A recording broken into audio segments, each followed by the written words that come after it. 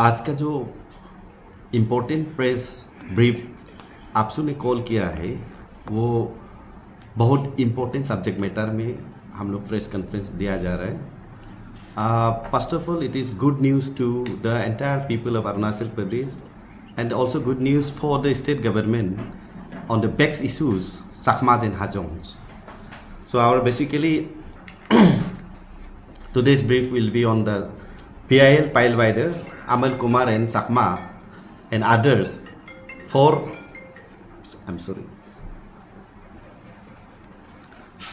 their enrollment in the electoral roll of the Arunachal Panchayat Raj Act 1997 and the rules thereof.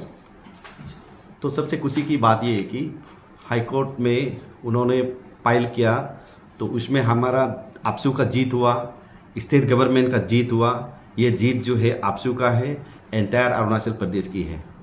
तो basic contentions of the Chakma and Hajong in their PIL, तो उन लोगों ने ये बात बताया है कि बाय बर्थ उन लोग सिटीजन है, इसलिए उन लोगों को अरुणाचल पंचायत राज एक्ट में एनरोलमेंट करना चाहिए ताकि वो पंचायत में पार्टिसिपेट कर सके. और उन लोगों का ये कहना था कि हम लोग सिटीजन बाय बर्थ, उन लोग मतलब चकमाज एंड हाजोंग का क्लेम ये था कि बाय बर्थ उन लोग सिटीजन ऑफ इंडिया है, हम लोग को एनरोल करना चाहिए. और वो लोग जो है ऑल टुगेदर 46 विलेजेस में उन लोग प्रेजेंटली रेसाइड कर रहा है. एक जो है they are residing at Namsai, Changlang and Papum Pare district. ये तीन डिस्ट्रिक्ट में all together 46 Chakma village. Just imagine Chakma 46 villages. तो ऐसे करके उन लोगों ने ग्राम पंचायत में सेगमेंट के लिए एनरोलमेंट के लिए बोला था. इसके बाद अरुणाचल समिति में भी, जिला परिषद में भी उन लोगों का नाम को एनरोलमेंट के लिए उन लोग क्लेम किया था PIL में. तो उसको हाई कोर्ट ने हमारा जो जोलो साहब ने बताया है कि उसमें हम लोग एफिडेविट फाइल किया हमारा प्रेसिडेंट साहब के ये लीडरशिप में और GS के लीडरशिप में. तो एफिडेविट फाइल करके ऑल टुगेदर 33 हियरिंग्स हुआ डिफरेंट डेट्स में. तो उस डिफरेंट डेट्स में 33 हियरिंग करने के बाद 2017 से लेकर 2022 तक हियरिंग करके ऑल टुगेदर 33 टाइम्स हियरिंग होने के बाद finally hearing was concluded on 11 March 2022. Thereafter, judgment was finally pronounced by the Honorable High Court of Division Bench of the Honorable High Court Guwahati at Itanagar Bench. It was passed on 10 May 2022 और high court ने उन लोगों का PIL को dismiss कर दिया. और dismiss करके हाई कोर्ट ने ये ऑब्जर्वेशन दिया है कि first of all this is very important for the entire people of Arunachal Pradesh as well as the state government.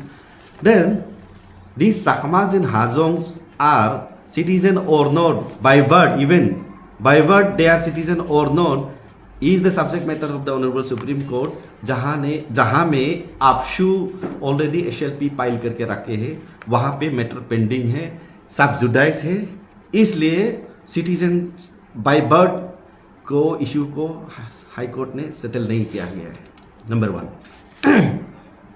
Number 2, high court ने ये भी बात कहा गया है कि नहीं, पहले का जो जजमेंट कुडीराम चकमा का केस में 1996 में 2002 में जब केस हुआ तो उसमें ये बात बताया है कि Chakmas and Hajongs are the foreigners, so therefore their name can not be enrolled in the electoral roll of the Arunachal Pradesh panchayat Raj act 1997. ये बात साफ कर बता दिया गया. और हाईकोर्ट ने ये भी बात ऑब्जर्वेशन दिया है कि उन लोगों को फंडामेंटल राइट्स वायलेशन किया गया है, सारा चीज वायलेशन किया गया है, एलिगेशन सारा दिया था. तो इसको हाईकोर्ट ने ये भी क्लैरिफाई कर दिया है कि आर्टिकल 21 जो है, लिबर्टी जो है, वो उनको सिर्फ है, बाकी जहाँ पे वो सेटल कर रहा है वहाँ पे उनको राइट्स नहीं मिलेगा क्योंकि दे आर फॉरेनर्स. ये बात साफ क्लियर कर दिया. और इसके बाद आर्टिकल 19 जो इसमें कहा गया है स्पेसिफिक, जो 19 1E is applicable to is only applicable to the citizen of this country. ये बात हम लोग क्लियर करना होगा कि वो राइट टू सेटल है एनीवेयर इन दी कंट्री। तो उसमें जो है आर्टिकल 19(1)(e) जो है applicable to the citizen of the country, and article 19(1)(d) and E are not applicable to the foreigners. तो फॉरेनर्स को इन लोग को कई बार बता चुका है कि ये लोग फॉरेनर्स है। इसके बाद ये भी बात बताया गया है कि हाईकोर्ट ने कि चकमा जो है had no right to seek a permanent place of abode, यानी कि वो यहाँ पे परमानेंट सेटलमेंट करेगा बोल के वो नहीं मांग सकते हैं। तो that the authorities had every right requiring them to shift. Khudiram Chakma का केस को रेफरेंस करके स्टेट गवर्नमेंट जो है उसको शिफ्टिंग का अधिकारी स्टेट गवर्नमेंट को है, एज बिकॉज ये स्टेट गवर्नमेंट का ही पॉलिसी डिसीजन है। और ये भी बात बताया गया है कि हम लोग जो है right to settle anywhere is not available to the Chakmas and refugee, क्योंकि हमारा जो है फॉरेनर एक्ट में हम लोग प्रोटेक्टेड है और clause 9 of the foreigners order 1948 में भी उसमें प्रोटेक्टेड है। और इसके बाद section 6A of the citizenship act 1955 में भी उसमें बात ये बताया गया है कि नहीं, इन लोगों को ये अधिकार नहीं है। तो इसलिए उन लोगों का right to settle in the state of Arunachal Pradesh is still under the subject matter of the state government. इसके बाद जो है ये बात भी बताया, हाईकोर्ट ने ऑब्जर्वेशन दिया गया है कि tribal of north eastern states are historically protected races है। ये बात हम लोग ध्यान में रखना होगा। हम लोग जो है प्रोटेक्टेड रेसेस है और हम लोगों को ये प्रोटेक्शन को कॉन्स्टिट्यूशन जो part 10 of the constitution of India में ये बात जिक्र किया गया है कि हम लोग प्रोटेक्टेड रेसेस है। और इसके बाद PIL जो है उन्होंने दुनिया भर के PIL फाइल करते हैं, कभी उधर कभी इधर, कभी दिल्ली हाई कोर्ट में, कभी सुप्रीम कोर्ट में, कभी नेशनल ह्यूमन राइट्स कमीशन में है और इवन डिफरेंट हाई कोर्ट्स में। तो इसलिए हाई कोर्ट ने भी ये बात बताया गया है कि आप जब भी फाइल करते हैं रिप्रेजेंटेटिव कैपेसिटी में फाइल करते हैं। कल को अगर यदि चकमाज एंड हाजोंग्स को यहाँ पे एनरोल करता है तो अल्टीमेटली स्टेक होल्डर को इफेक्ट हो रहा है, तो वो जिसको इफेक्ट होने जा रहा है उसको आप पार्टी नहीं बनाया गया है। आप उसको रिप्रेजेंटेटिव कैपेसिटी में फाइल करने के लिए मान के चलिए कि वो डिस्ट्रिक्ट पापुमपारे में अगर रजिस्टर्ड होता है, नामसाई में, सांगलांग में रजिस्टर्ड होता है, अल्टीमेटली किसको इफेक्ट होगा? जिसको इफेक्ट होने जा रहे हैं आप उसको पार्टी नहीं बना के आप हर बार फाइल करते हैं। इसलिए हाईकोर्ट ने ये भी खारिज किया गया कि आप रिप्रेजेंटेटिव कैपेसिटी में कभी फाइल नहीं किए, ना ही स्टेट गवर्नमेंट को, ना ही जिसको जो स्टेक होल्डर को, और ना ही आप अपना चकमाज एंड हाजोंग ग्रुप का रिप्रेजेंटेटिव कैपेसिटी में फाइल कर रहा है।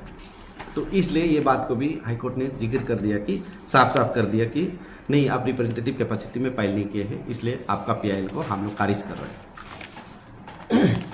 और तीसरा जो इम्पोर्टेंट और बात बताया गया है कि जब प्रोटेक्टेड वाला चीज को उसको डाइल्यूट कर रहा है, रिप्रेजेंटेटिव कैपेसिटी नहीं होने से कोर्ट उसको रिलीफ जो उन्होंने मांगे हैं उसको टर्न डाउन किया है।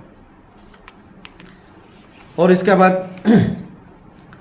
एक सबसे बड़ा इंपॉर्टेंट बात यह कि यहाँ पे पंचायत की बात है। अगर यदि पंचायत में अगर एनरोल होगा तो कल को वो इलेक्शन कॉन्टेस्ट कर पाएंगे, कल को वो असेंबली इलेक्शन में कॉन्टेस्ट कर पाएंगे, पार्लियामेंट्री इलेक्शन में भी कॉन्टेस्ट कर पाएंगे। तो किस कॉन्स्टिट्यूंसीज को क्या डिक्लेयर करना है, वेदर वो असेंबली सेगमेंट में आते या फिर जिला सेगमेंट में आते या फिर कॉन्स्टिट्यूंसीज होते हैं, यह सब चीज़ को डिक्लेयर करने का अधिकार जो है स्टेट लेजिस्लेटिव है। Legislative assembly can declare any areas of the state to be a part of the assembly segment या फिर जिला सेगमेंट या फिर जिला कॉन्स्टिट्यूंसीज,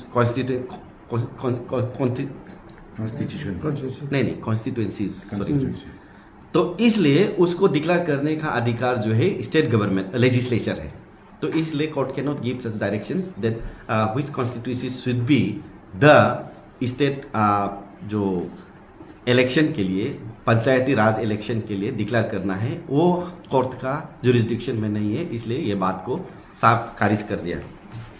इसके बाद जो है कि ये जो एरिया को अगर रिकॉग्नाइज करते तो वो स्टेट लेजिस्लेचर का है, और उस पर्टिकुलर एरिया में जहाँ चकमाज एंड हाजोंग 46 विलेजेस में सेटल कर रहे हैं, वो सेटलमेंट जो है विलेज नोटिफाइड एरिया नहीं है, इसलिए उस कॉन्स्टिट्यूएंसीज को, उस एरियाज को स्टेट गवर्नमेंट और या फिर हाई कोर्ट जो है direction can not be given that this area should be included in the any जिला परिषद कॉन्स्टिट्यूएंसीज एंड असेंबली सेगमेंट और जिला अंचल समिति segment.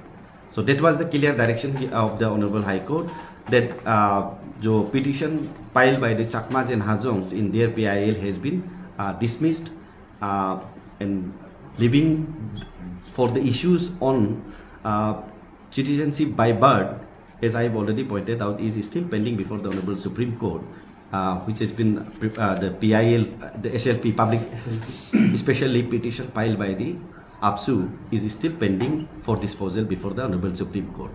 So therefore, this is one of the landmark judgment for the entire state of Arunachal Pradesh and the state government as well, that their name should not be enrolled in the electoral roll. That is very much clear, and those persons who has been registered in the electoral roll in the Arunachal Panchayat Raj Act, their name should be immediately deleted. So this is the appeal from the team, the legal team, APSU, as well as the state, all Arunachal Pradesh Students Unions request to the state government and especially the election commission of this state to immediately delete their names, since their names, the status has not yet been decided by the Honorable High Court as well as the Honorable Supreme Court. So therefore, the condition precedent for registration of their names in the electoral roll is a citizen of India. One must be a citizen of India, then after they are qualified to be registered in the electoral rolls. So unless their status is not decided, so their name should not be enrolled in the electoral roll. So therefore, once again, it is my request, and I on behalf of the all Arunachal Pradesh Students Union, being by virtue of legal advisor, so it is my request to the once again request to the state governments to not to register the name of the Chakmas and Hajong City any of the electoral roll, and those who have been wrongly enrolled, their name should be deleted immediately. Thank you.